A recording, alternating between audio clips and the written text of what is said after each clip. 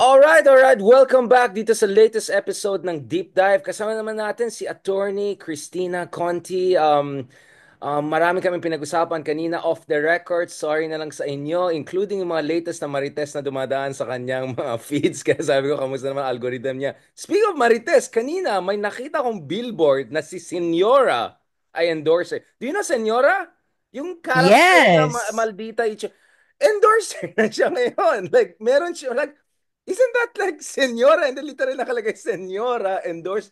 Wow, talagang ano na NFT level lang natin. Imagine like your avatar can endorse products. Ganun bang level ngayon na Attorney Conti?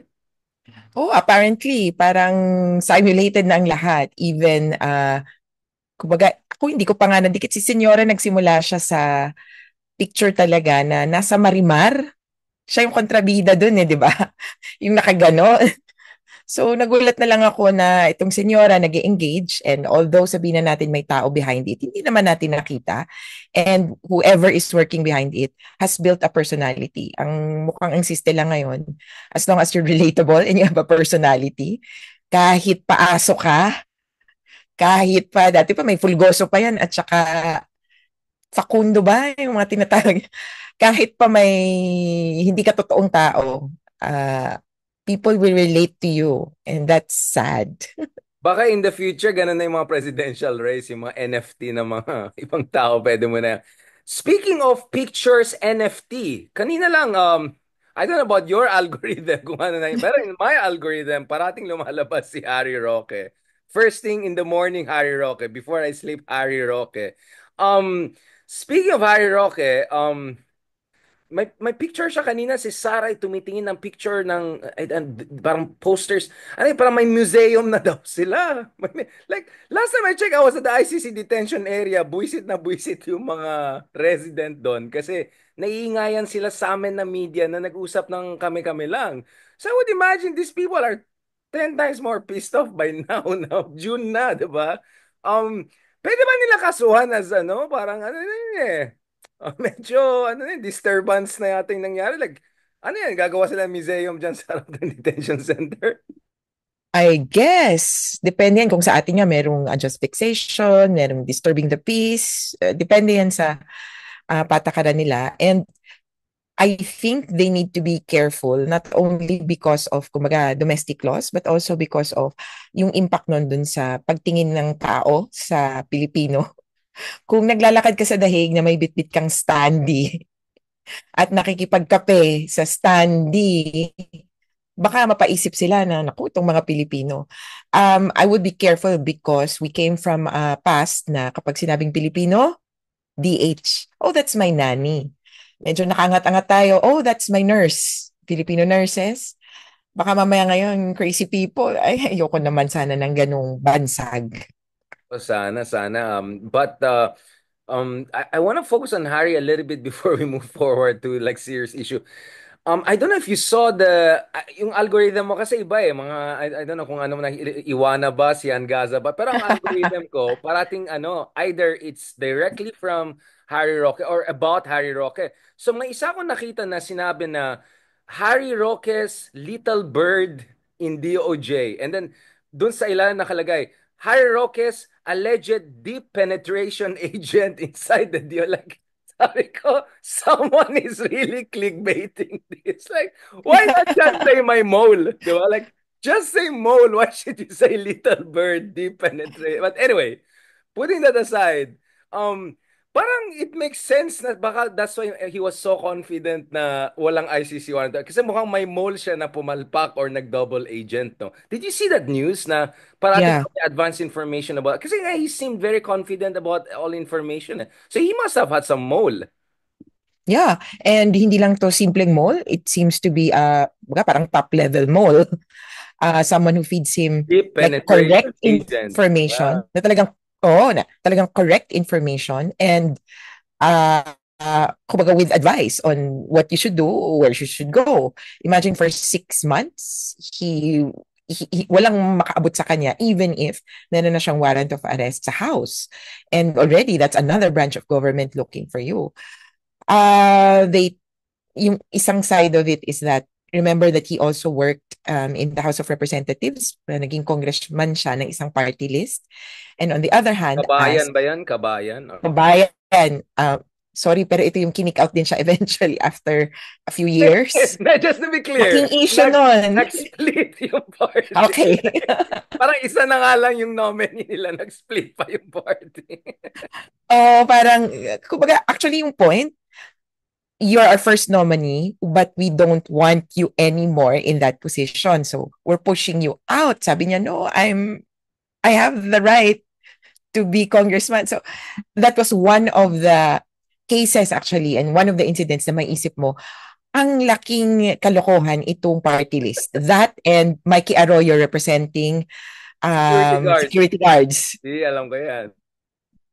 Oo nga medyo... Well, since we're on this party list issue, before we go back to the ICC, kasi medyo grim topic yan, let's still keep it at the level of entertainment muna before we go grim and serious. Duterte Youth, ayan na. Ano masasabi niya na yung karapatan daw nila na mag-red tag sa mga kaibigan nyo ay mawawala. They feel their constitutional right to red tag people to do anti-constitutional thing has been deprived. Anong basa niyo sa Duterte Youth getting suspended? So, sabi nga nila, Duterte Youth suspended, Duterte Old detention. Something like that. May motto na eh. Nung una nga yan, di ba, Dug Youth.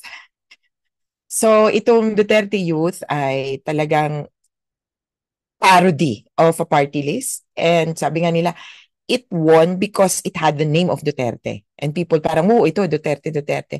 Not because they believed in anything about Duterte Youth, but because of the name. And then second, it's not that Duterte Youth stands for anything. Apparently, it means something, duty, to energize something. Ganyan. Pero clearly, in its past years in Congress, isa pa lang yung batas na napasa, di ba? At ang kanyang primaryang gawain o naririnig lang natin siya kapag proprotektahan si Duterte. I remember they were there at the time at the time that Duterte showed up at the Quadcom. Tapos, medyo napagalitan pa nga yung congressman nila na, iha, huwag kang sisipot lang para one shot, tapos sumablay pa. Tapos maski ako, hindi ko siya kilala. Nagulat na lang ako na sa gilid namin, meron siyang manifestation. And then, hindi na nga kami yung kumbaga, na no plaque sa kanya on the floor. Fellow congressman pointed out that, oo, ngayon ka lang sisipot, pag-aralan mo muna bago ka cast aspersion dun sa Quadcom. Actually, yun din yung primaryang punto niya eh. Wag niyo ituloy itong Quadcom, wag niyo apihin si Duterte, essentially. Anyway, so yung disqualification nila may basis and hopefully ma-resolve na ito soon kasi may epekto siya dun sa sino pa yung pwedeng umupo.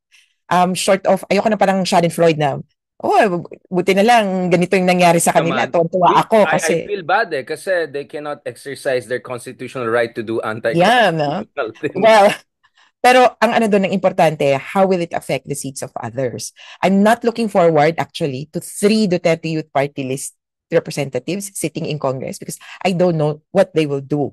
And then as you mentioned, they've been very disruptive, lalo na sa national debate. Yung red tagging nila, precisely, sila yung talagang malakas ang loob dyan kasi feeling nila nasa poder sila. At feeling nila represented nila yung youth. But clearly not, as pointed out by Kabataan Party List. Anong pinanindigan nyo na youth issue? Renaming of the NAIA. Si Cardema, is Cardema even youth? Actually, even the youth yung bagong question of the season, why is the current first nominee taking the name of Cardema? So see, Duchelle May Drixie May Cardema posits herself as Cardema. Pero actually, kapatid siya ng asawa ni Cardema. And her last name should be Suarez.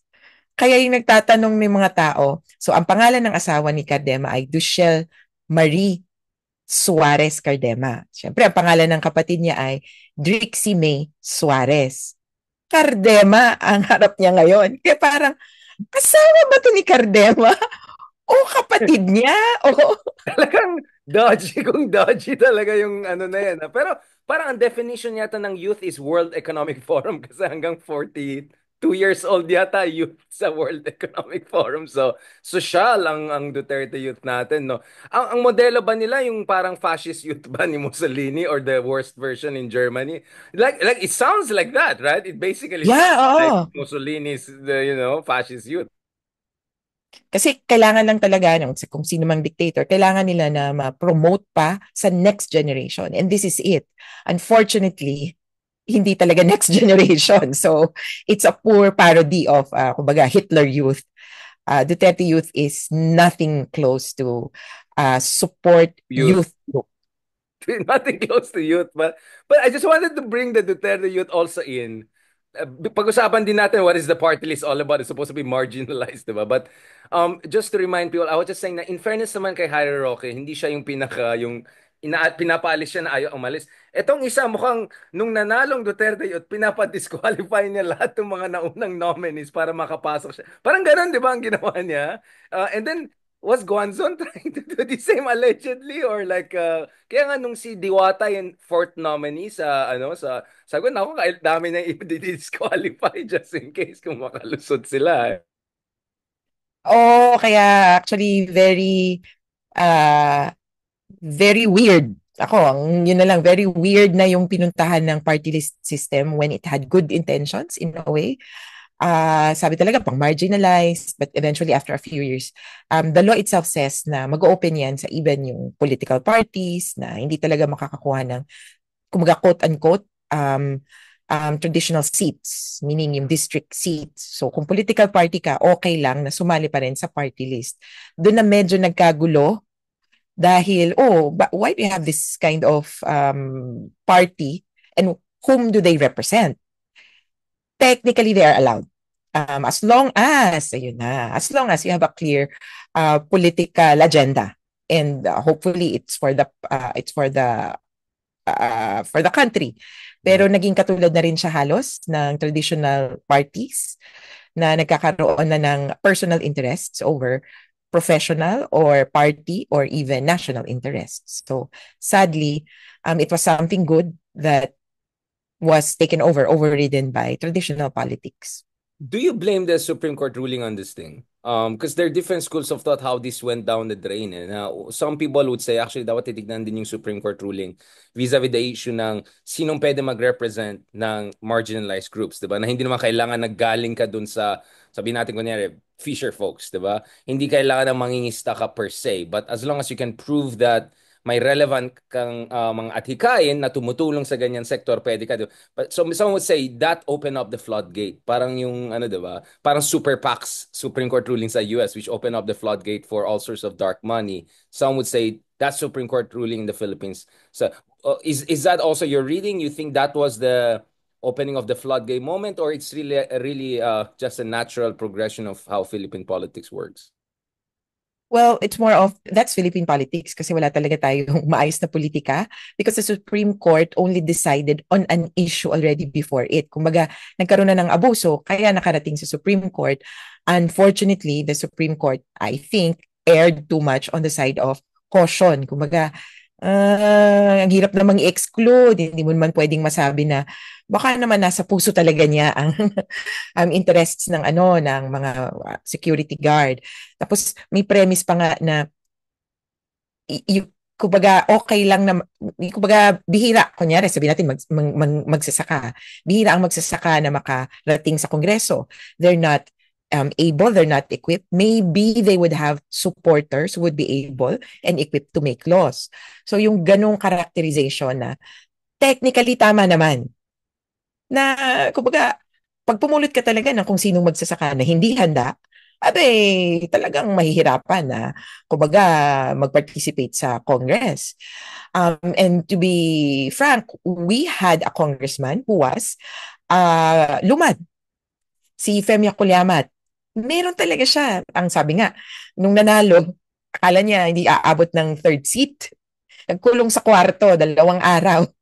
Umiiyak, wag. Ayaw niyang umalis ng Mindanao. Oh, wow. She did not really kumbaga, she wasn't really adept at English. Hindi siya nakatapos ng pag-aaral, ganun yung sinasabi niya. But she knew what they needed. She knew, parang she knew the interests of the lumad. And so, na-persuade siya na, hindi, kailangan kang doon, tutulungan ka na lang ng technical staff. For her, pag marinig mo siya yung experience niya, parang grabing dinugo siya na simulat sa poll. Di ba may training naman actually, kaya yung mga fresh na congressman, pwede kang mag-train. Nung nakuha niya yung rudiments, ang kailangan nilang niya talaga ay to implement that into law, kung paano gagawin, nagawa niya. Pero on the other hand, ito nga yung sabi ng Supreme Court, hindi mo naman kailangan maging, kunyari, lumad o ano, para ma-forward yung interests nila. Because you might not be trained, you might not be Right. academically qualified. Pero sabi nga, ano bang academic qualification? Read and write ang qualification para maging presidente even. Right, and parang unfair din. Kunya ikaw isang, I don't know, abogado or doctor or whatever na hindi ka galing literally sa sektor na yan, pero meron kang talagang karanasan na suportahan, protektahan, 'di ba? So so siguro Supreme Court was worried na baka itong mga tao na ito ay mawala ng oportunidad. And in effect, you can even Mm-hmm. disempower certain groups na meron silang Yeah. representatives na lumalaban para sa kanilang mga karapatan at saka mga atikain nila. So maybe they err too much on the side of caution. So parang I don't know, type error 2 ba yan? Or error number 1, false positive or false negative.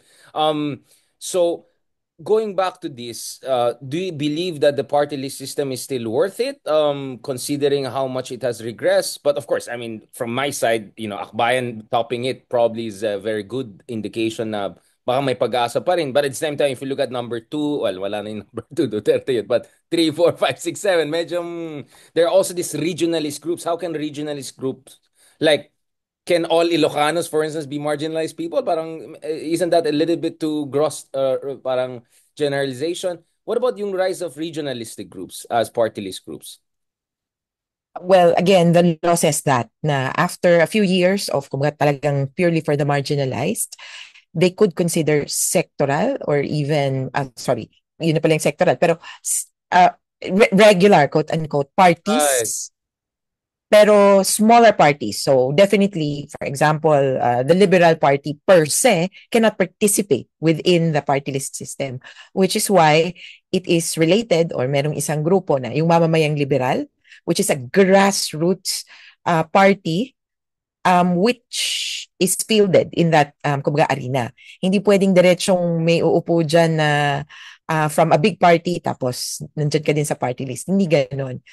Kaya kumbaga may light version of kumbaga regular parties. So these are parties technically which cannot secure seats in the regular system. Ngayon yung akbayan lang. So there's a question now. So really it's sabihin na natin, hindi kasi it doesn't represent a marginalized group like Bayan Muna. It doesn't really, kumbaga it's not a party list of vendors of ano. So it's characterized more as a party. Yung para quote-unquote regular party except that hindi siya in the big leagues. So may some questions lang na maybe now we could consider Akbayan to be a party within the big leagues. Kaya lang I don't think so, considering na kahit na apat silang congressman sa ibang parties, iba, it's like hundreds. They have hundreds of congressmen, PDP laban, ganung levels. So wag nila sanang siraan kumbaga yung party list system because of Akbayan, but instead look at it na at least Akbayan saved us in a way from a party list system that is dominated by Duterte Youth. Sorry, can I name names? ACT-CIS, 4Ps, Tupad, etc. So, ang tingin ko naman nasa regulation yan. And with the COMELEC moving towards regulation, tatanggalin daw nila yung nakapangalan sa, kasi pag sikat nakapangalan sa TV show. Tatanggalin daw nila yung nakapangalan sa government program, 4Ps Tupad. Then Ayuda, hopefully, oh, hopefully makakita tayo ng konting change. So, wala, laban lang. ako naman in We, defense of Akbayan, they were almost delisted noong 2019. Like these guys, yeah, they were also in a very dangerous territory. So kumbaga parang almost a political miracle, and all the surveys were saying barely one seat lang baka si Chel lang or dahil sa children lang. Paano naman si Percy Sendanyo? We had Congressman Sendanyo on this show just the other day, and sabi ko, this is a person we thought na hindi makalusot. But I mean, the point is, like, that's how honest I am. No, because Percy was the one who actually sponsored the very first impeachment, diba? Complaint, Yeah. diba? So, and then for that president not make it would have been crazy. Sabi ko nga, kung ganun nangyari, di nag-OJT ka lang ng ilan months. Sarang nag-OJT Congress. Di ba kasi late lang siya nakapasok. Oh, Sabi niya, anong parang klaseng OJT? Parang 30 laws ang napasa ko at ako yung pinakabugbog sarado doon sa impeachment. Kawawa naman siya. pero yun talaga, if you're really from a marginalized group, if you're really from, kumbaga, from a grassroots organization, you hit the ground running. Lalo na if you given this opportunity. So for us, I think yung reservation ng 20% for small groups is okay. We just need a little bit more gatekeeping para hindi mapasok ng mga kamag-anak incorporated at mga cronies. Sabi nga nila dati artista, di ba, ang nasa Congress or nasa mga posisyon. Ngayon ang lumalabas, kontratista. Kung dati artista, ngayon kontratista. And I'm curious as to this trend. There was this study na parang half of the party lists are related to either political families or big time big time contractors essentially or businessmen. Kalahati. And without kumaga, hindi naman sa gatekeeping or regulation, sabihin na natin, without regulation, Guardrails, yeah, guardrails, this would really be abused. At hindi lang naman tayo yung nakakakita di ba? I mean, you have all of Twitter or sabihin na natin yung mga netizens, kinikilala nila. And even if you ask the ordinary man on the street, ano pong lagay ng party list? Pareho lang naman yan or yung party list na yung party list na tumatakbo sa amin, kumbaga, sasabihin nila, may congressman na ako. Okay, ma'am, nasa party list naman po kami, iba po yun. Hindi, may party list na rin ako, yung party list ni congressman. Exactly. I've seen that yung district based na parang yung anak niya party list yung tatay. I mean, talagang lantaran na talaga I mean, it's the cheap backdoor way for some of these traditional politicians, right, to get into office, which just tells you how horrible. But in fairness, so basically to clarify, ang your legal understanding is basically grassroots. Anything that is grassroots, it doesn't have to be our traditional understanding yung talagang kawang kawawa or marginal. Yeah. It could be anything that is grassroots and non-major, non-mainstream party. So in that sense, it's expansive enough, but not so expansive na puro mga kontraktor at mga trapos ang mananalo, and that's where probably things are going wrong. But then again, there's also the Duterte youth. I don't know what marginalized group they're representing, but going back to the impeachment issue. Kasi it will go back to Sara again. Babalik tayo. Then you see how I narrate the stories. Before we go to Sara in ICC, what is your read of the so far the discussion about the impeachment? Like Cheese is pushing it from I think June 2 to June 7. You're hearing different ideas. Some are saying dapat the rules are set before the next Congress comes in. Some are saying dapat hintayin yung next Congress. Some are saying pag hinintay next Congress, papasok yung mga Karen na pro Duterte, not one, multiple. Like, what is your read of the mechanics and at the same time, emerging alignments and balance of forces to make sure na hindi Mickey Mouse trial ang mangyayari? Well, ako, ultimo, nagbibilangan ng boto. Ganun ang siste. Kaya, doon nasa sangkalan yung, sige, i-delay na lang natin kasi, kumbaga, naghihintay, baka mapalitan ng senador, etc. So, nagbibilangan ng boto kung paano, kumbaga, makakonvict. Kasi, for them, it's a matter of political survival. For, sabihin na natin, for the Marcos administration and the anti-Sara bloc, sabihin na natin, kasi as of now, it appears Sara will become president in 2028 at isa siyang bengatibong babae. Hell hath no fury like a woman scorned or sabi nga niya, yung ikinakatakot ko dun sa sinasabi niyang bloodbath, it's not pertaining per se to the impeachment kasi sabi namin, anong grabe naman yung bloodbath? It's the after the impeachment. And looking forward even to 2028. So yung bloodbath na sinasabi niya, talagang culling of the herd. And it might include, in-explain ko nga, it might include physical, as in literal bloodbath, because we must remember that Sara Duterte is alleged, according to witnesses, to be part of or to have taken part in the Davao Death Squad. Nung sinabi niyang papapatay ko si Presidente, si asawa niya at saka si Romualdez, kung ako mamamatay, nakausap ko na yan, ganyan. There's some truth to that at matatakot ka because she knows people who will do that. She knows people who will do that for free for her.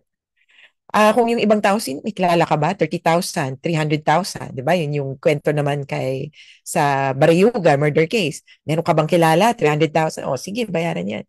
Itong si Sarah, she knows people.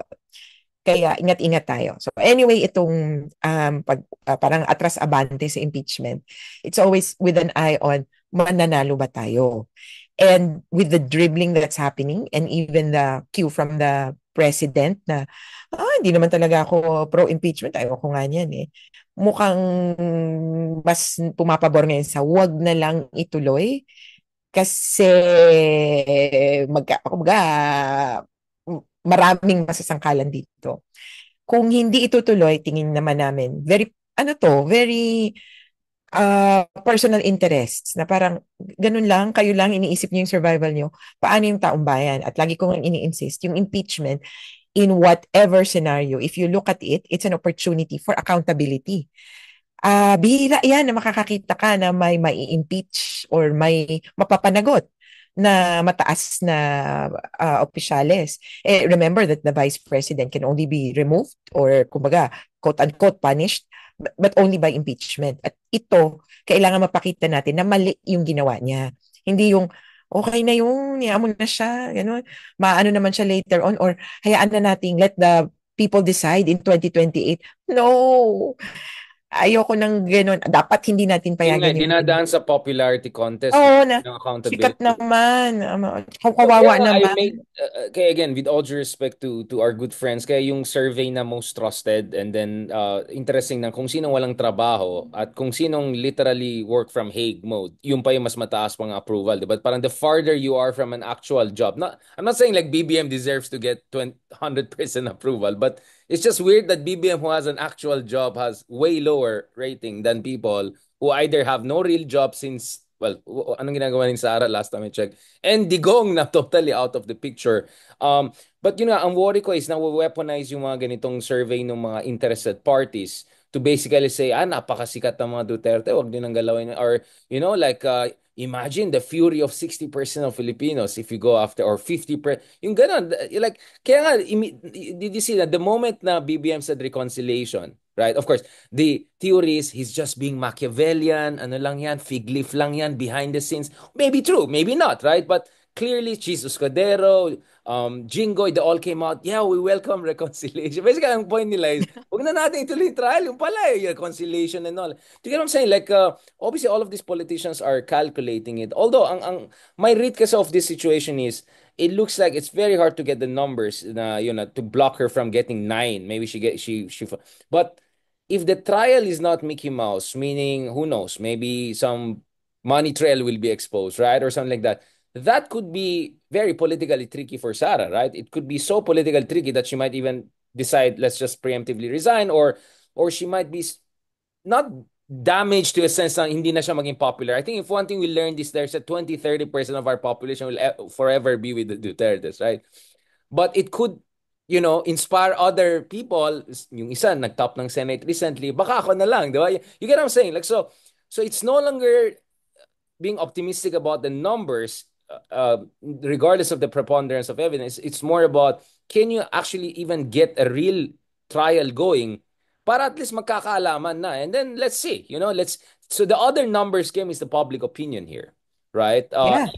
Diba? Numbers game din yun. It's not only the numbers because the senators also look at public opinion, right? That's what I'm saying. Kaya nga dapat ingat talaga tayo kasi surveys are being unfortunately weaponized. I mean, in fairness to Pulse Asia, their argument is that, we just had to put Duterte there because it's source of affective polarization. I completely understand that. But my point is, I also appreciate SWS survey just came out today, which is very clear. Na 9 out of 10 Filipinos apparently are saying, Medyo siguro dapat natin explain paano nagkaroon ng Miggy Mango and Piatos, not to mention pati si Chel Jokno at Marian Rivera.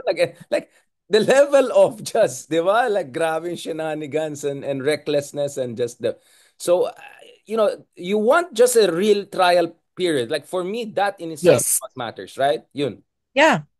And ang i-point out ko lang din, the last time well, this is a president, pero the last time we tried to impeach a president, hindi successful in a way. But he was later on convicted. So I'm talking about ERAP. Ito yung nag-walk out, pero na-oust siya eventually. Then he was put on trial. Kasi, I mean, after an impeachment, he did something wrong. Yun yung klaro. Hindi yung criminal case. He was put on trial for a criminal case. But 3 days after, pardoned by Gloria Arroyo. Kaya feeling ko yung mga tao, hey, yan na naman, impeachment. Wala namang kahihinatnan yan. Magkakapatawaran din yan. Sabi natin ma-impeach yan, mamaya mag-unity part 2 na naman yan. Kaya hindi mo rin masisisi yung taong bayan. Pero kung ako, yung impeachment is something that we really need to clarify to the people and to put into people's psyche that this is an opportunity to know the truth. At yung ano ko nga sa impeachment, money, o yung pera, yun yung issue dito na malaki. May pera, may kaban ng bayan na kinuha si Sara Duterte, whether pampersonal niya o ginunggol niya sa kung saan, na kababalaghan, pera natin yun. Kumbaga, that is one less classroom that our children could have enjoyed. One less pothole along EDSA, and so forth. So, One less flood social, control. sa Davao. So, social services that we could have enjoyed. And I'm going to bring in Pasig. Diba? Ito yung sinasabi lagi nga ni Vico Soto na we saved 1 billion in corruption. Kumbaga, they did not have to raise taxes, they did not have to, kumbaga, find the money elsewhere. Sa sarili pala niyang bulsa, dahil may butas, tinakpan niya lang yung butas, hindi na nahuhulog yung pera niya. And that's one thing real fiscalizer should do. Alamin muna kung paano ba lumalabas yung pera sa'yo. At kung ito palulusutin natin, nako, papapalusot lang natin. Remember yung PDAF? Wala nang nakakaalala yung pork barrel scam ni Janet Napoles. Kasi sa kakabudots nung isa. Yun. Sabi Tapos ko, uy, ngayon kakasuhan ni Budots yung mga yung ng mga sa kanya. mamasama daw sa kanya, parang, balik mo kaya muna yung pera. So, nakalimutan na halos yun ng tao at malaking pera din yun. Kung ganun, was it just 10, 15 years ago? Or less than 10? 2012, 2013. Napoles, So, King Janet so Napoles. 11, 12 years ago. Yeah, yeah, 13 years ago. 13 years ago, yeah. So, kung yun nakalimutan na natin, paano to? So, mauulit at mauulit muli. At yun yung isang importanteng bagay. Sabi ko nga ito, pag yung mga anak nyo, so kunyari may anak ka na paparusahan, hindi yung, okay lang yan, don't do it again next time, ha? Pag inulit-ulit, ano nang gagawin mo? You have to show definitively may parusa ka. Either one day walang gadgets, naka-grounded ka, etc. You have to show it's wrong. Hindi yung, ganun ba? Okay lang. Wag na lang. So, these politicians need to learn para hindi maulit yung mga pinagagagawa nila. Well, very important point you raise about cynicism of people. In fact, kaya nga sabi ko, yung mga tao, ibang tao, hindi nila na-appreciate yung role ng fiscalizer kasi ang daming hearings na nangyari sa kasaysayan, ang daming magaling na abogado, statesman, whatever. But nakita rin ng tao, walang naman napuntahan. Ang daming hearings dun sa Farmali, ano napuntahan. So, you can understand where's the cynicism coming from. Having said that, there's always the first, right? There's always this threshold moment, critical, mass moment when things change. And let's not forget, Gen Zs are going to be the biggest voting bloc in the coming years. And so it looks like they're much more open to an alternative understanding. Kaya ang ganda ng performance ng maraming progressives in these elections, and I expect it will be even more interesting. So who knows? Maybe the Gen Z voters will care. But it's important you also mentioned case ni Erap, di ba? He had enough numbers to even block, I don't know, the envelope being open. But he was so politically damaged that even Angelo Reyes and the military just withdrew support from him. Tapos nang usapan, di ba? So if people just focus on the legalistic part, which is really not legalistic, it's really just political numbers, they may forget that there's a bigger numbers game also, including I mean, Erap had what, 90-80% approval rating. Next thing you know, he was just like what, single digits. I mean, I'm not saying, I mean, obviously the example of Erap, the Duterte studied that very carefully. You could always see it. Like they always made sure there'll not be an EDSA tres or fourth or whatever against them. But nevertheless, I think with Gen Zs, with the youth, I have a lot of hope that if they see na their future is being robbed away from them, oh, that could have been our classroom. Yun sana ang scholarship ko sa ano. Visceral sa kanila yun eh. So I have a lot of confidence in our younger generation to really make the right choice if they see the preponderance of evidence here. Going back to this, I mean, let's just be honest, Attorney Conti, there is a credibility gap here, right? Because the presumed like the presumed, let's say, force behind this impeachment or whatever, come from a party that was also accused, right? Of, I remember when I posted kahapon about General Torre, like, or something like, no, BBM week daw. And then I put pictures of, ay, nahuli si ganyan, ganyan, ganyan. And then, sinong susunod, di ba? Biglang may nagpost na kaibigan natin, si Caranza yata, picture ni Imelda Marcos, di ba? Like, well, Oh, I cannot argue against that. It's like, you know what I'm saying? So kaya nga mahalaga yung gagawin nila Riza Ontiveros, yung mga independent, yung mga tao na may kredibilidad sa Senado, na alam natin, walang bahid na duda sa kanilang integridad. They have to do the heavy lifting here. Kasi if they push on this issue, alam natin na they're doing it really for the national interest and the rule of law. And I hope, it's also clear to people na, for instance, Leila de Lima being part of the prosecution team, this is not about payback time. This is about accountability, di ba? It's just that happened. yeah. Nagkataon lang, alam niya viscerally and personally yung mga krimen na nangyari. It doesn't mean na payback siya. So that's why I'm saying it's very important na yung issue na accountability ay hindi makakalimutan. I don't know. Kaya for me, I think it's too early to say kung game over na yan. I think it matters uh, not only what surveys say, it matters also that you get some basic things together. But anyway, we'll go back to impeachment later on because it's very speculative at this point in time. I'm just saying sa mga tao, kapit lang. You never know. Things would get Mhm. so interesting.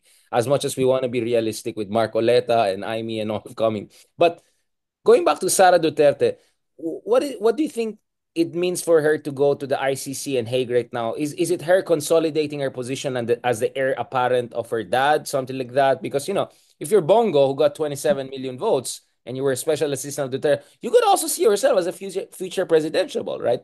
I cannot blame the guy if he thinks. I mean, why not, diba? So going back to this, what is this Sara going to the ICC? And you think dapat sumama si Bato sa kanya next time? Because I think Bato felt emboldened enough. I don't know if he was joking or not to say na baka pupunta pa siya sa Hague to pay respects to Tatay Digong. What is your read of that? Well, una, ang tingin ko, in terms of legal, maraming palitan ngayon ng ebidensya. And there's actually some requirements of the defense to produce documents. And kumbaga, initial legal arguments, they need to indicate if they intend to avail of any of the grounds for exclusion of criminal liability, yung sa article. Ano yung, parang affirmative defenses mo. Yeah, oo, nagpapatay ako, pero insane ako. Ganon. So, I think si Kaufman really needs help in putting together the context. And I hope, ang problema ko kasi kay Kaufman lang, is becoming more suave as a DDS. So his comments He's about the real becoming Harry prosecutor Roque. being He's in, basically the new Harry Roque. yeah, A being PAM edition. in Malacanang, parang grabe, sabi ko, wow, that was quick.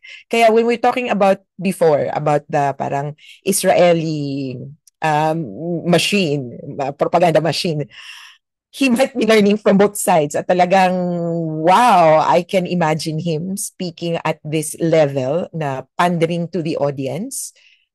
In not only in September, no, pero leading up to it, kasi nga exchange of evidence. So, back to that, legally, may mga kailangan, kaya palagay ko, Sara Duterte is being called in to provide some information, more information about what happened.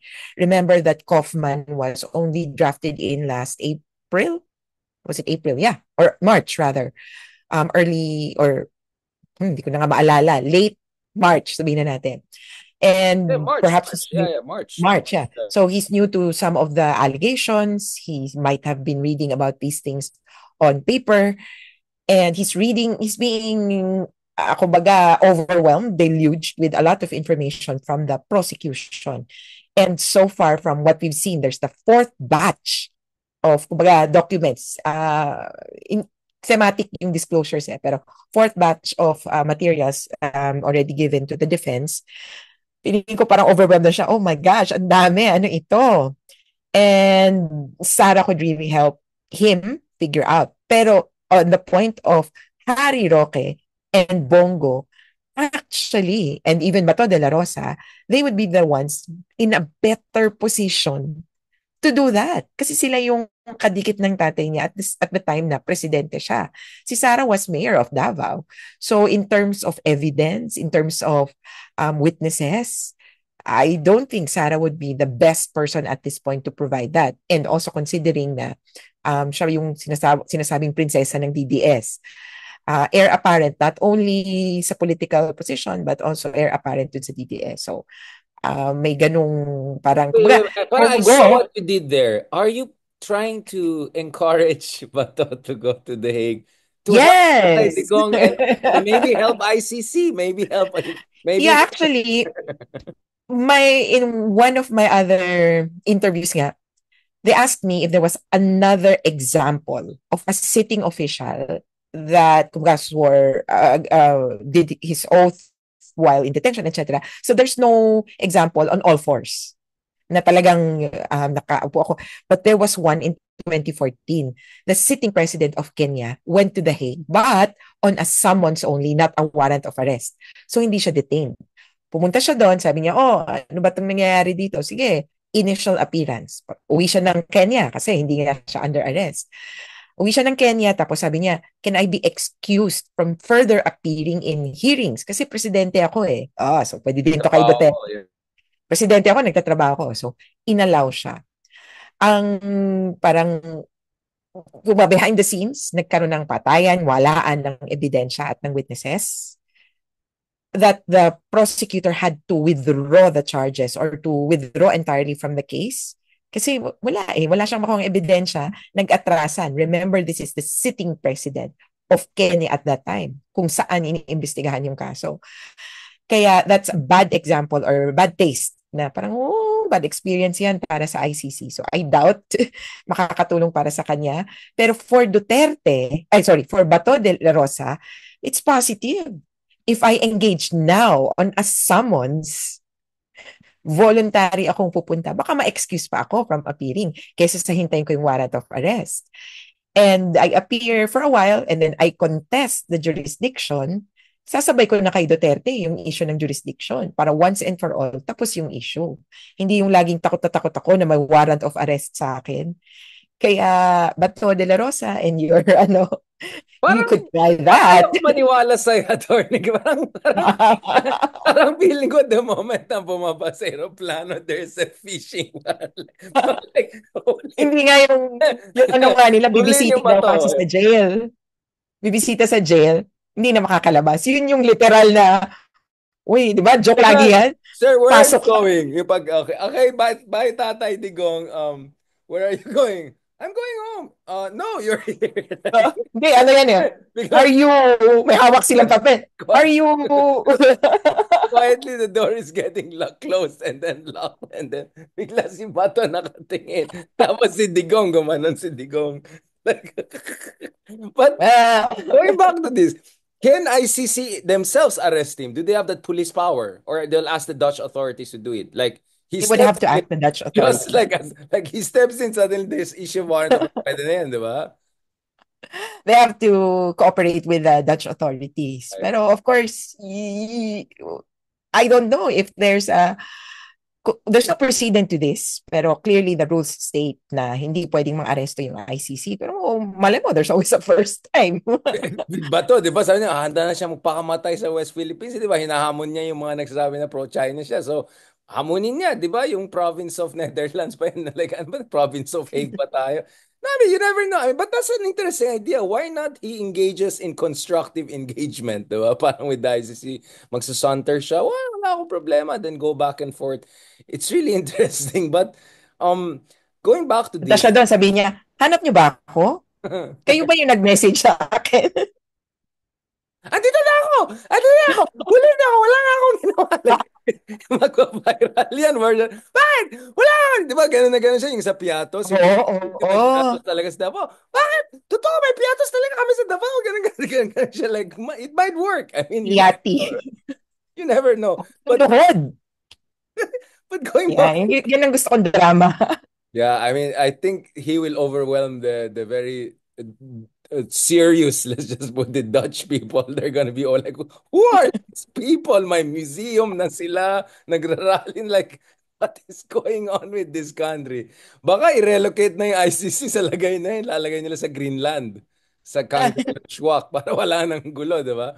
But going back to this again, since last time we discussed, kasi yung nung isang best nag-usap tayo, ito yung time na parang si Karim Khan, yung email niya, hindi niya ma-access daw, yung mga accounts sila, yung mga American na affiliated lawyers, ganun, facing sanctions. Since we last talked, is there any update in terms of logistical difficulties of ICC? And then I also have a technical question. Remember, BBM said bukas siya sa reconciliation. And then sabi ni Bato, kailangan natin ng extremely sincere ano. Tapos sabi ni Bongo, ibalik na si Digong. Pwede ba ibalik si Digong or pwede ba mag-ano siya ng oath of ano yung nananalo siya ng mayor? I mean, like are those things even allowed? Pwede ba siya ibalik like return yung parang sa Timo sa Shopee, return product, meron bang ganyan? Meron bang ganyang clause? Effective. Like change product or like like it's delivery, di ba? Parang ay di, ayoko na. Yung parang gamitin mo yung in order mo nang nagpicture ka ng OOTD. Okay na ako, ibalik na. After 3 days, pasok pa naman. Is there like a return product kind of option? Meron bang ganon? Well, wala. You have to go through the process. He has to be ordered released by the court. Na on what basis? So either yon yung nababanggit na interim release or dismissal of the case, which they are gunning for now.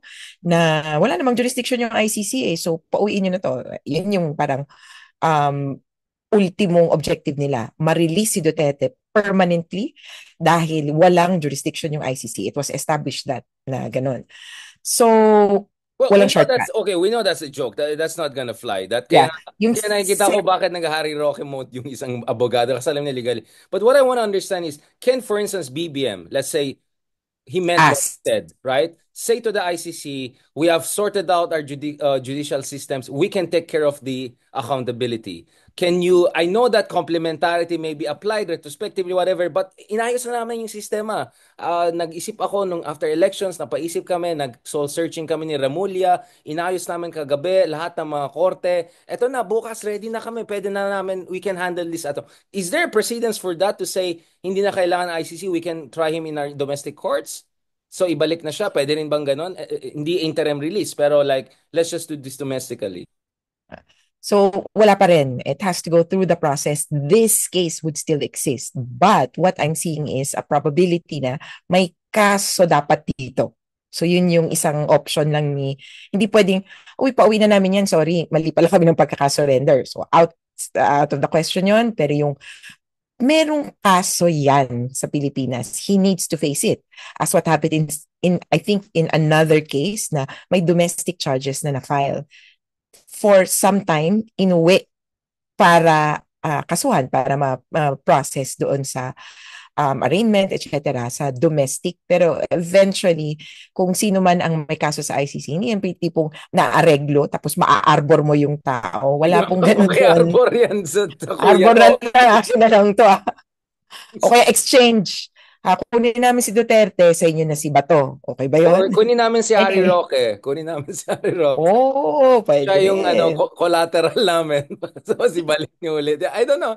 No, I'm just saying like, does it even make sense to talk about returning Duterte to the Philippines? Like, again, without us giving too many good ideas to our friends, I'm just trying to figure out, is there any sound legal basis to even such demands? Or baka hanash lang nilang lahat yan. Because speaking of Marcos, the other day he made it clear na wala namang, parang gusto niya unconditional reconciliation, parang unconditional love, Yeah. wala daw conditions.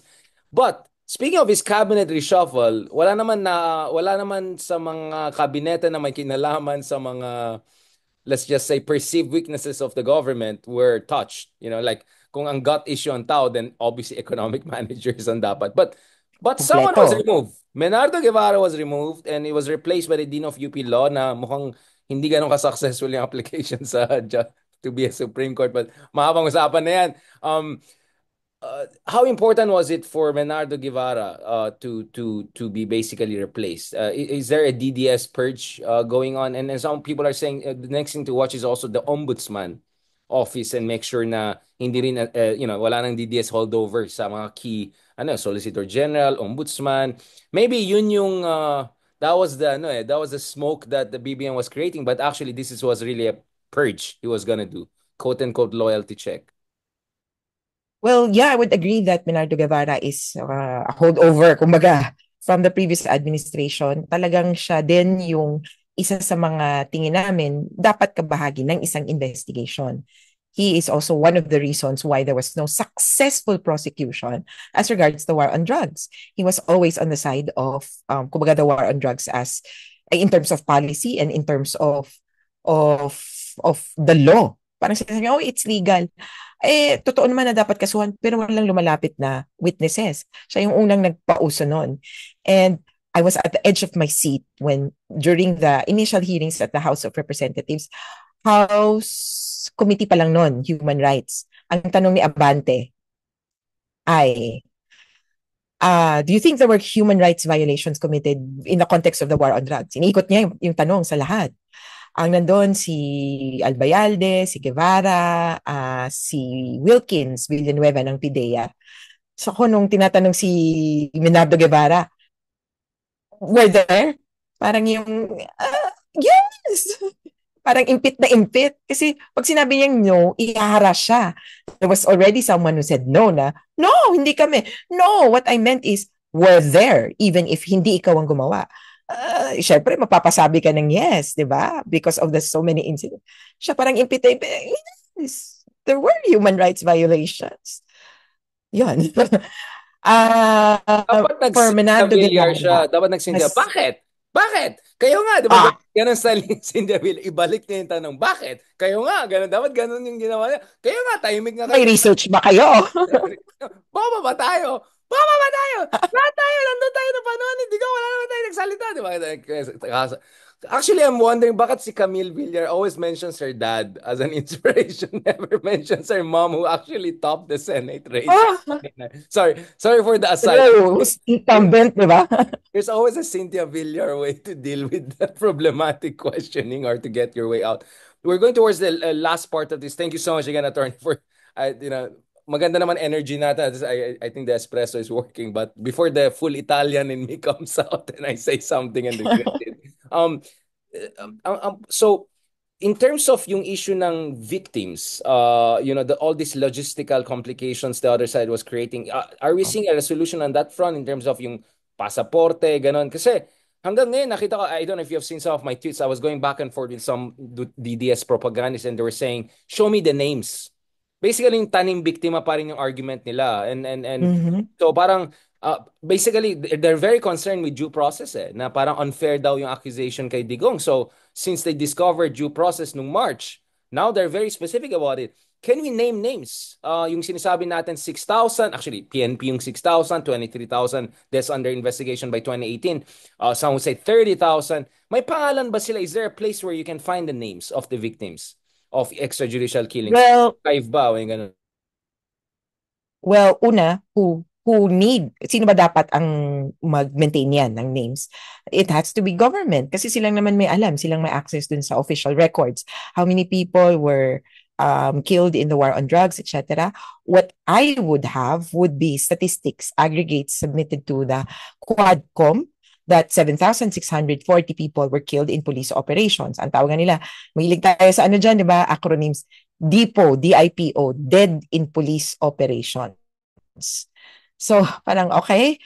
We also have different statistics for sino yung mga kumbaga in related operations or related sorry, investigations. Sino yung mga parang uh, murders, homicides, or deaths under investigation might not be related to the war on drugs. So you have all these numbers, pero sabi nga namin, nasaan yung mga papel behind it? In 2017 or 2018, I think, or even later, I just forgot, they were asked by the Supreme Court. Matagal na nitong pinangahawakan itong mga killings ng war on drugs. And strangely, the number then was also 7,000. Remember that they nag-atras abante kasi yung numbers. Nung una, nung masyadong lumalaki, na-stress yung mga tao. Parang, 6,000 na yung namatay. I remember that, mga 2016, 2017, 6,000 na yung tao, or 4,000 na. Sabi ng government, ay, hep, sorry, masyadong malaki. Sinama kasi namin yung bilang na to. So they pulled back. Sabi nila, sorry, 2,000 lang pala. Pero it was too immense na at the end of the term, kahit na nabawasan na nila, kahit nag-redefine sila, they really had to admit to 7,000 killings in police operations. Anyway, in the Supreme Court case, ni-require silang mag-produce ng documents. They produced a decent amount, may nasubmit sila, pero some of these documents were trash. Hindi mabasa. Sa Davao, di ba? Sabi Patayan ng clearly hindi drug-related and so forth. So, yung sinabmit nila ay hindi magamit. Kaya for us, wala kang maasahan sa kanila. And so where do we get that? From public information.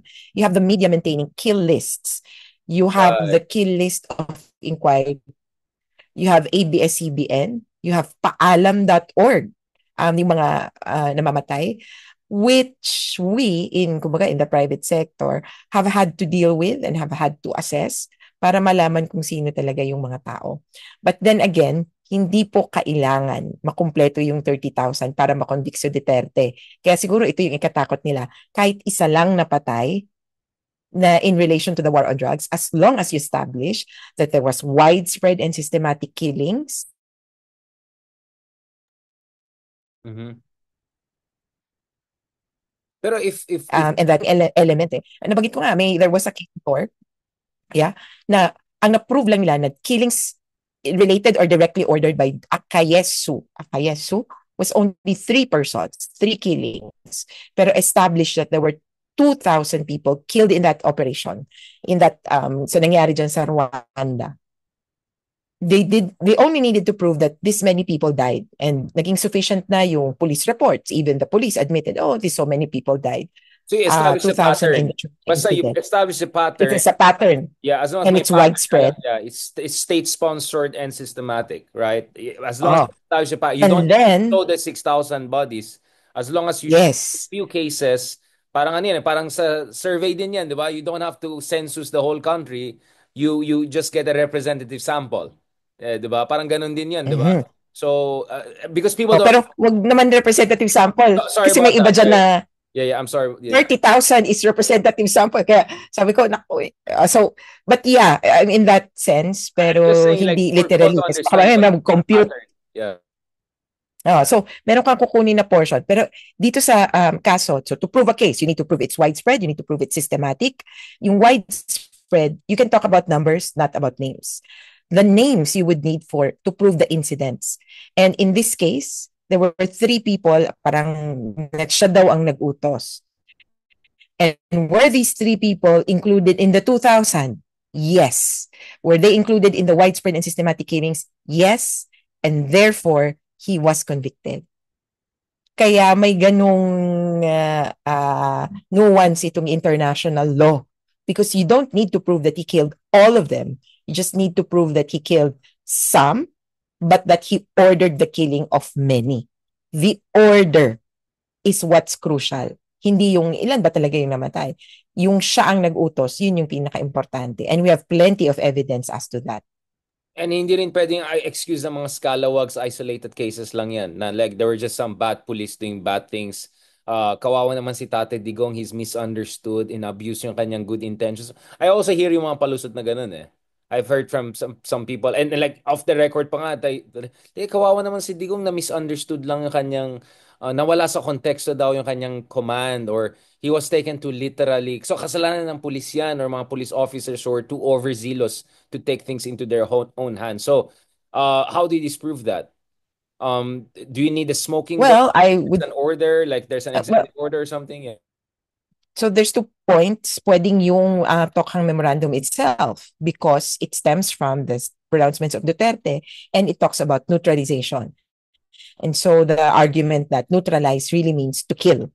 Ganun siya naintindihan. The written policy itself talks about killing. Yun yung naintindihan ng mga police.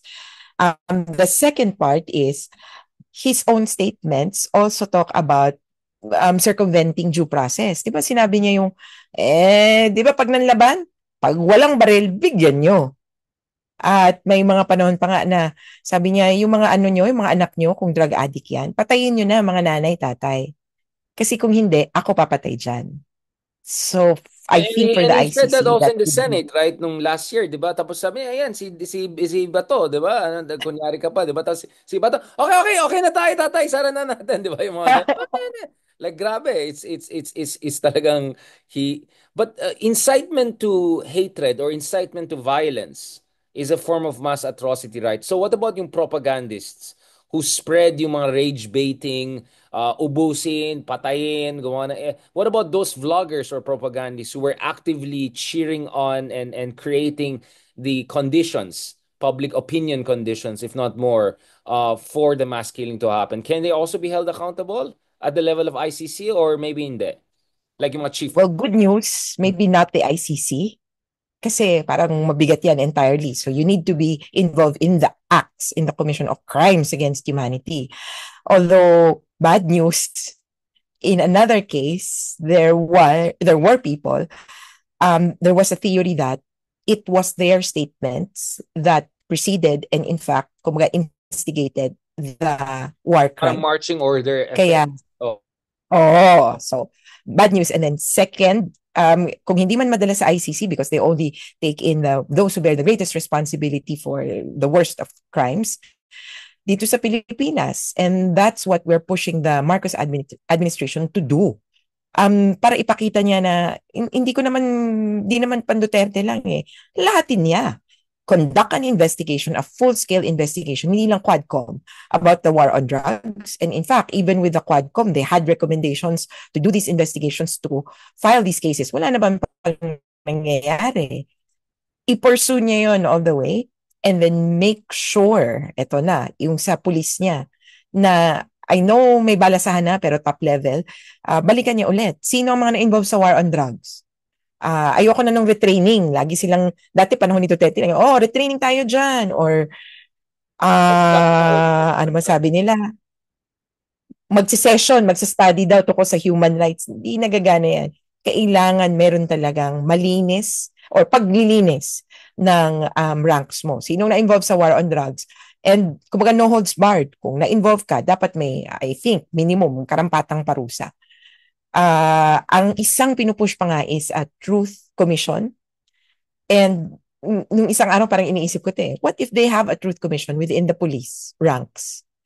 Kung sila, I know parang may what you see, what you do, what you hear. Hindi, sa loob nila. Mag-ano sila, alam mo yung uso yan sa high school, di ba? Yung open session, open forum, na anong ginawa mo, anong inano nyo. Kasi kailangan they have to come clean. What did you do wrong? Parang magko-confession sa loob nila. I don't know kung aabot dun sa whistleblower. That's what I want, na may lumabas, sumingaw, magkwento sa ICC maximum. Pero sa minimum, sila, sabihin nila, ano bang naging problema? They have to confront the problems besetting the police at hindi magpanggap na, meron talagang bad eggs, pero mas marami naman kaming good eggs. No! Lahat kayo umamin ano bang nagiging problema or nagiging issue. Yan yung nagiging susi eh. You have to be self-aware. Ano ba yung naging problema sa amin? Hindi yung, I have good intentions and therefore only good things will come to light. Kaya even with the installation of General Torre, hindi ibig sabihin yan, magiging mabuti na for onwards yung PNP. It's composed of thousands of people and all of these people need to change, need real talk At kahit paano, among themselves, pag-usapan nila, ano ba talagang nangyari? Sino bang nakakuha dito ng reward money? Bakit kayo, wala kayong patay? Yung ganun, ba't sa inyo? Anong nangyari? Anong ginawa? Sa amin kasi, pinipilit kami ng ano namin ng chief namin. Ba't sa inyo? Hindi, yung chief namin talagang nagmatigas. Kunyari, chief of police. There were areas na hindi, walang patayan. So, ano lang talaga. Malaking trabaho ni Tore. I mean, he's the first Yeah. PMA, di ba? PNP Asia. So, hopefully the fact na parang he's semi outsider and pioneer, like the first ever from set the record, like set a good precedence. Hopefully hanggang 2027 pa yata siya pwede. So he has ample time to get some security sector reform going, hopefully to set the example. But yun nga like we're hoping to end on this important note kasi when you see Digong having more than 60% trust rating in his home island, 97%, basically 100% trust rating in spite of everything. That means na people have not perhaps heard the real story of the real victims, diba? Yes, there's always going to be a cult-like following, but I don't think it will be that high if people are given the chance to really hear the story. Kasi yun pa rin. I think what happened with BBM is that, okay, na-arresto na, tapos na, soft landing na tayo, let's move on. But it doesn't work that way because the DDS side has been so successful in basically martyr na si Digong sa kanila, diba? He's basically a martyr, right? And that really helped everyone electorally. Kaya nga si Bato, almost number 2 eh. Konti lang agwat niya kay Bam, di ba? So, that means na kailangan ng heavy lifting ng admin because you guys in the grassroots, all of us outside the government, in our own little ways, you have tried to shed light on the real victims. But you need more effort, no? 97% in his home island, 60% trust rating in spite of everything. Kaya nag-joke ako, baka pwede nyo lagay si Tevez na rin at si Kiboloy para tignan natin trust rating. Di ba? Parang kompletuhin na natin yung list. Well, ako ang isang nakikita ko, mahilig tayo sa kulto, di ba? At ito nga ang word that I would put to Duterte is parang siya ang poon. At what's common among the DDS ay, actually, have you encountered people na, I have encountered people pala, na DDS sila, Duterte supporter, but they feel for the victims. Awang-awa ako sa inyo, ganun, ipaglaban mo lang attorney, pero talaga Duterte ako eh. And that would show that there is splitting in their minds, my compartmentalization. Duterte ako, pero awang-awa ako sa inyo, and here, I will help you, I will do this. Pero yun yung nagsasabi na the guy was misunderstood or inabuso siya ng mga... I know Yes. people like that, pretty high level na talagang off the record, dalawa lang kami. Kasi alam mo, Richard, yung si parang basically matanda na kasi, naabuso. Yeah. May ganun Ganon, I've din. heard that eh. Kaya yung split na yan, actually na-reconcile na nila in their own mind eh. Yeah. Kaya ako, sa totoo lang, hindi ko na audience sa totoo lang yung ganun. Na wala, kahit anong sabihin mo, pakita mo yung biktima, pakita mo yung picture ng patay. Wala. Oy, kawawa naman yan. Pero Duterte pa rin talaga ako eh. Ganun. I'm just waiting for them to die. Unfortunately, for a generation of Duterte supporters with their closed minds to, I mean, in any society, hindi naman yan laging ganyan. Kaya I'm waiting for them, for that generation. I mean, not to be morbid, pero for that generation to forget or to die. That's not the And end. the next No, generation. no, don't say that. Ano ba, parang ubusin, gano'n malagfacing. Ano, naging DDS ka na rin. Hindi ako pro Duterte, pero ganun din, ubusin na natin yung mga kulto na. Basically, you're saying that Lang, but you know your spectrum yan audience. eh. But Attorney Chris, it's a spectrum, di ba? There's always gonna be that plurality or minority na talagang beyond the pale. Pero feeling ko majority in the middle, spectrum yan eh. Some need a bit more convincing, some need to see images, some need to be given some time to deal with their internal, dissonance, ganun. Ako, I believe in a spectrum talaga dyan eh. Na marami dyan sa mga soft supporters, sabihin natin, if you give them a chance, pwede. So, problem is less morbid than yun does. Or at least we should try. We should try. Kasi I Well, don't yeah, think we should we have try. tried enough. Well, I Not was you, talking about I'm the talking about in ultimate. general. You have tried more Yeah, than... pero I was talking about the ultimate kahit anong gawin mo, hindi mo Wala makukumbinsin. na, So if tanggap ko you yun. have that portion na, sorry attorney, ganyan-ganyan, pero Duterte talaga ako eh. Eh, i-confirm mo sila ng morals nyo. So, nakaawa kayo, pero si Duterte, ganito. Kasi ganito. One thing that's important, siguro, no, is for us, at yun yung naging clear in previous elections, that we had echo chambers and we were not penetrating, kumbaga, the other side. And so one thing that we've tried is really to go to places where these people are. And in November, I forgot, nakalimutan ko na yung mga months, pero recently I went to Davao and had a forum there about the war on drugs. And interestingly, interested sila. Oh, sorry, I had a forum about mas quadcom pa. And then yung war on drugs, how it was put there. Interestingly enough, talagang marami din pala ang gusto makinig. Ang problema lang, syempre, yung takot. Pag napangibabawan ka ng takot. Kaya ako, kung merong, kunyari, DDS supporter or Duterte supporter na parang feels for the families at least or thinks na medyo ang hiling ko lang sa kanila is to parang butasin yung bubble para makapasok yung information that's coming from the other side. Medyo membrane na Kasi, siya eh. Hindi na siya medyo membrane siya. Medyo hindi na yung bubble eh. Yun. makapal na. Ah, subukan lang. Pero yon kaya yung butas mo na nga are people na bukas pa yung tenga kaysa sa yung sarado na. Wala hanggang dito lang talaga. Pero yung isang, sabi ko nga parako ko pero kailangang balik-balikan, TikTok. Yung TikTok talaga is one place where you have to be, but you just have to bear the consequences or kung ano man yung possible backlash. Ako, yung Facebook ko, ayoko na nga tingnan yung ibang chat kasi may mangkukulam na yata dun eh. De, pwede mo And so naman forth.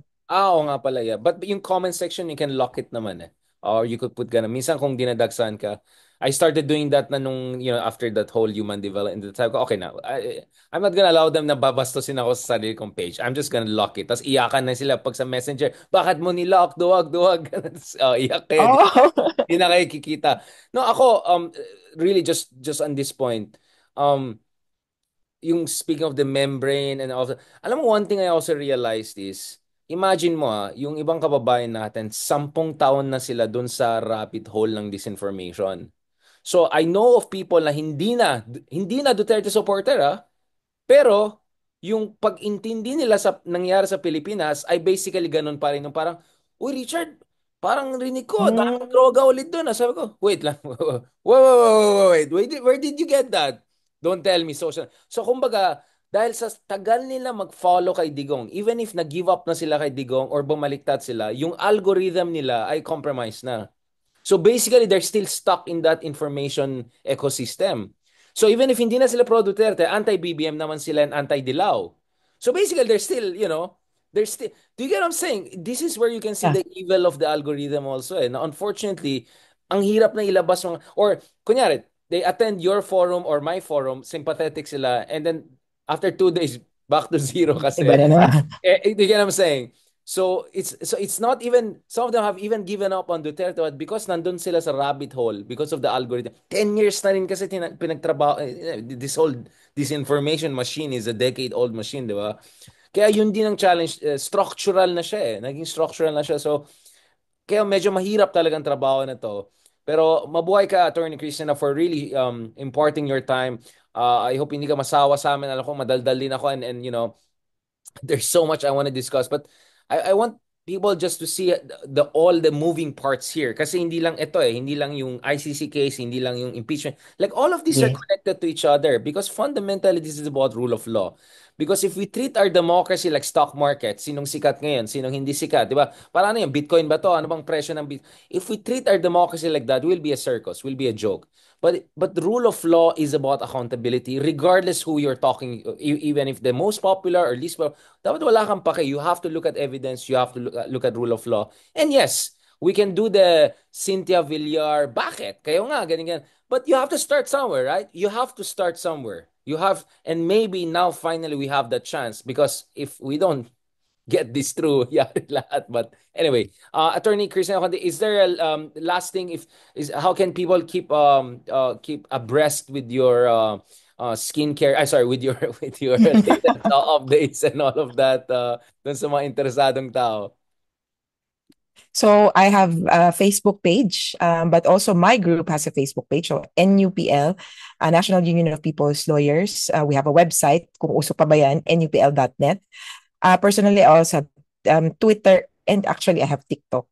And I'd just like to end on, kumbaga, sa lahat ng napag-usapan natin yan, na-realize ko, ito nga pala, no, yung moral issue, parang gusto kong laging mapunta na, ano ba talaga yung tama o mali? Para sa ibang tao, madaling mabali yan. At yun yung problema natin. Feeling natin, yung tama ay yung popular, yung mali, yung hindi popular.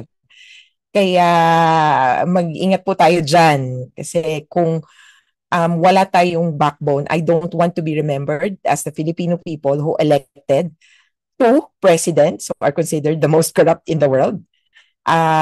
Later on, kumbaga, who elected two murderous presidents, Marcos and Duterte, who presided over a bloody regime. Tapos papatawarin natin. Tapos mag-elect pa tayo ng pangatlo. Nako. So ayokong maging nasa Guinness Book of World Records na forgive and forget ang mga Pilipino. But as you Parang correct walang pinagkatutuhan, ganun. But as you correctly point out, it's also because our leaders failed us. Hearing sila ng hearing, investigation, but wala rin culmination. So again, from a compassionate point of view, naintindihan ko rin yung cynicism or skepticism. Kaya they have to be proven wrong by finally sana gagawin ng tama. I think that there's this picture, right, of there's a Hitler rally. Everyone is having a Hitler salute except one person na nakaganyan lang.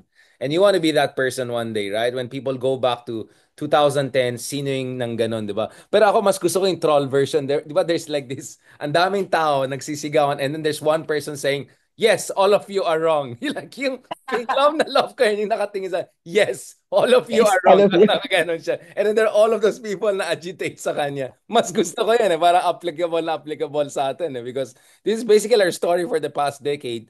But on that note, self-care, skincare, kailangan tuloy-tuloy kasi the best revenge against haters is to stay fresh. This right, everyone. So, have a beauty sleep, Attorney Conti, and looking forward to talking to you soon. God bless. Thank you so All much. right, thank you. Ingat.